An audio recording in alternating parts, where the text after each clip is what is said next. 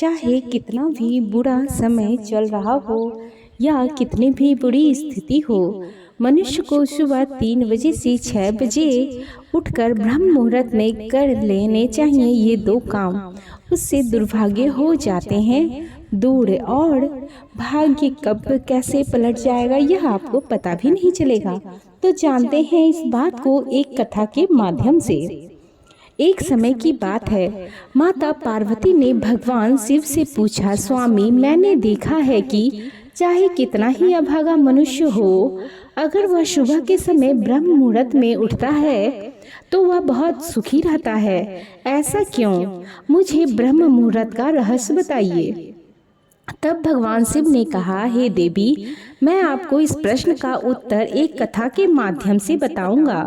कृपया आप इस कथा को ध्यान पूर्वक सुनना, और जो भी मनुष्य इस कथा को पूरा सुनेगा तो वह कभी भी इस अवसर को अपने हाथ से जाने नहीं देगा। ब्रह्म मुहूर्त का रहस्य जानकर पूरा जीवन बदल जाएगा। भगवान शिव कथा को सुनाना प्रारंभ करते हैं और माता पार्वती से कहते हैं, बहुत समय पहले की बात है, काशी में दीनू नाम का एक लड़का रहता था।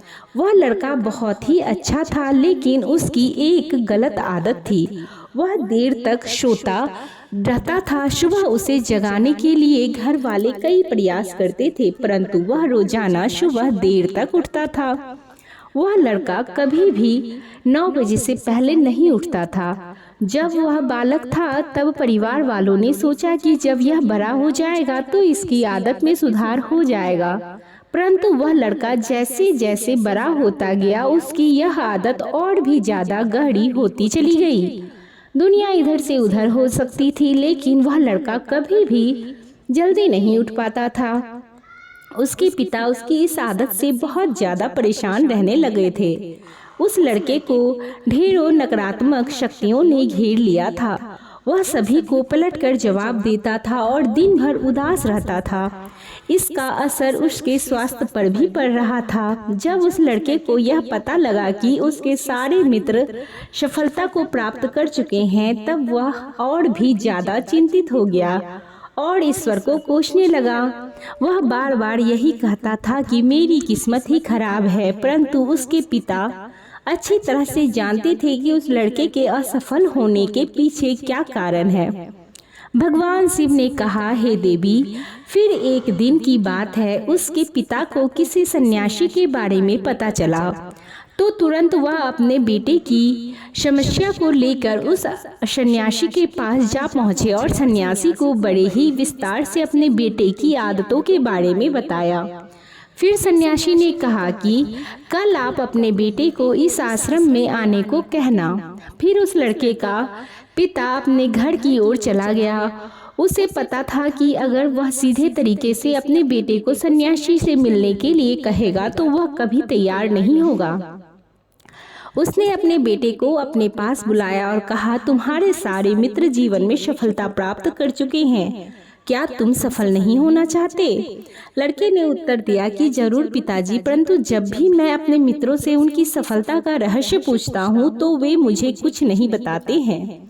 भगवान शिव ने कहा कि हे देवी, फिर उसके पिता ने कहा कि मुझे यह रहस्य पता चल गया है कि वह सभी क्यों सफल होते जा रहे हैं। तब उस लड़के ने बड़ी उत्सुकता से पूछा, क्या पता चल गया है पिताजी? कृपया करके आप मुझे बताइए। उसके पिता ने कहा कि कल सुबह तुम्हें एक सन्यासी के आश्रम में जाकर उनसे मिलना है। यदि तुम वहां पर समय से पहुंच गए तो वह सन्यासी तुम्हें ऐसा मंत्र बताएंगे जिससे तुम सफल हो जाओगे, परंतु एक समस्या है। लड़के ने पूछा, क्या समस्या है? पिता ने कहा कि जब तक तुम सोकर उठोगे तब तक सन्यासी से मिलने का समय समाप्त हो जाता है। भगवान शिव ने कहा, हे देवी, फिर उस लड़के ने कहा कि पिताजी, मैं कल पूरी रात जागता रहूंगा और सुबह सन्यासी से मिलकर आऊंगा। उसके पिता ने कहा कि ठीक है, तुम वहां जाकर उस सन्यासी की आज्ञा को मानना। पिताजी की बात सुनकर वह लड़का बहुत अधिक खुश हुआ। जीवन में पहली बार रात्रि में वह जागता रहा, परंतु थोड़े ही समय में उसे नींद आ गई और वह सो गया। फिर अगली सुबह जब वह उठा तो उसे पता चला कि सन्यासी से मिलने का समय समाप्त हो चुका है। उसके पिता ने लड़के की तरफ देखा और कहा कि तुम जीवन में कभी सफल नहीं हो पाओगे, जाओ और जाकर सो जाओ। पिता की यह बात सुनकर उस लड़के को बहुत दुख हुआ और उसने मन ही मन स्वयं को चुनौती दी कि कल सुबह वह सन्यासी से मिलने अवश्य जाएगा। उसने अपने पैर में एक छोटा सा घाव बना लिया, जिससे दर्द के कारण उसे रात भर नींद नहीं आई। भगवान शिव ने कहा, हे देवी, यह ऐसा पहला अवसर था जब उसने अपने जीवन में पहली बार सूर्योदय देखा था। वह तुरंत ही तैयार होकर सन्यासी से मिलने के लिए चला गया। आज उसका अनुभव कुछ अलग ही था। वह बेहद शांत महसूस कर रहा था। चलते चलते वह लड़का जैसे ही सन्यासी के आश्रम में पहुंचा तो वहां पर उसने देखा कि सन्यासी और उसके सभी शिष्य ध्यान लगाकर बैठे हुए थे।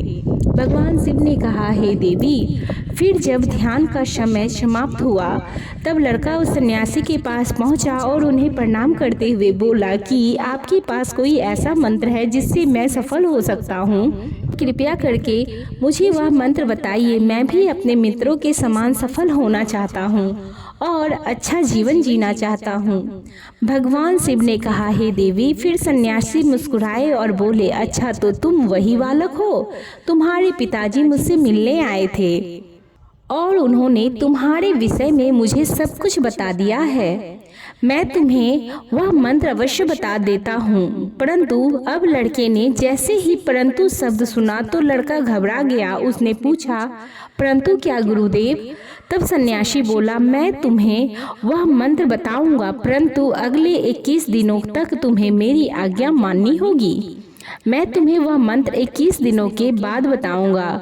तब तक मैं तुमसे जो भी कार्य कहूँगा तुम्हें वह करना पड़ेगा। यदि तुम असफल हुए तो कार्य के बीच से तुम्हारा संकल्प टूट गया तो उस मंत्र का असर नहीं होगा। दृढ़ निश्चय के साथ उस लड़के ने कहा कि मुझे आपकी सारी आज्ञा स्वीकार है। मैं अगले 21 दिनों के लिए आपका दास हूँ। आप जो भी कहेंगे मैं वही कार्य करूँगा। मुझे केवल और केवल उस मंत्र के बारे में जानना है। भगवान शिव ने कहा, हे देवी। फिर सन्यासी ने उस लड़के से कहा कि ठीक है, कल से तुम्हारा कार्य शुरू होगा। तुम इसी आश्रम में निवास करोगे। वह लड़का आश्रम में निवास करने के लिए तैयार हो गया। सन्यासी ने कहा कि यहाँ रहते हुए तुम्हें ब्रह्म मुहूर्त में उठना होगा और दूसरे शिष्यों की तरह ध्यान और तप करना होगा। साथ ही आश्रम के कार्यों में भी सहायता करनी होगी। ध्यान रहे, यह संकल्प टूटना नहीं चाहिए। भगवान शिव ने कहा, हे देवी। अब लड़का सन्यासी की बात से सहमत हो गया और अगले दिन से उसके कार्य के दिन की शुरुआत हुई।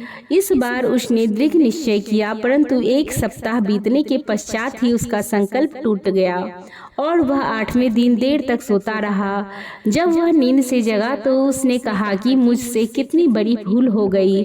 वह रोते हुए सन्यासी के पास पहुंचा और कहने लगा कि हे गुरुदेव, मेरी संकल्प टूट गई। अब मैं जीवन में कभी सफल नहीं हो पाऊंगा। सन्यासी ने उसे समझाते हुए कहा कि एक बार फिर से शुरुआत करो, फिर से संकल्प करो। फिर लड़के ने सन्यासी से पूछा कि सुबह उठना इतना आवश्यक क्यों होता है और यहाँ पर सभी लोग इतने जल्दी क्यों उठ जाते हैं? भगवान शिव ने कहा, हे देवी। तब सन्यासी ने लड़के को समझाते हुए कहा कि सुबह यानी ब्रह्म मुहूर्त में उठने के पीछे बहुत बड़ा विज्ञान छिपा हुआ है। लड़के ने कहा कि कृपया मुझे वह विज्ञान बताने की कृपा करें। सन्यासी ने कहा कि रात्रि को 4 पहर में बांटा गया है। पहला रुद्रकाल, जिसका समय शाम के 6 बजे से लेकर 9 बजे तक होता है। दूसरा राक्षस काल, जिसका समय रात्रि के 9 बजे से 12 बजे तक होता है। तीसरा गंधर्व काल, जिसका समय रात्रि के 12 बजे से 3 बजे तक होता है। और सबसे अंत में जो पहर आता है उसे मनोहर काल कहते हैं। इस समय को ब्रह्म मुहूर्त या अमृत वेला के नाम से भी जाना जाता है। इसका समय भोर के 3 बजे से सुबह के 6 बजे तक होता है। यह वह समय होता है जब पूरे संसार की नकारात्मक शक्तियाँ निष्क्रिय अवस्था में होती है और सकारात्मक शक्ति सक्रिय होती है। ब्रह्म मुहूर्त अथवा देव मुहूर्त। ब्रह्म मुहूर्त का अर्थ देवताओं का समय होता है। भगवान शिव ने कहा, हे देवी, वह सन्यासी आगे कहता है, इस समय देवता धरती पर विचरण कर रहे होते हैं और जागृत मनुष्य पर उनका बड़ा ही सकारात्मक प्रभाव पड़ता है।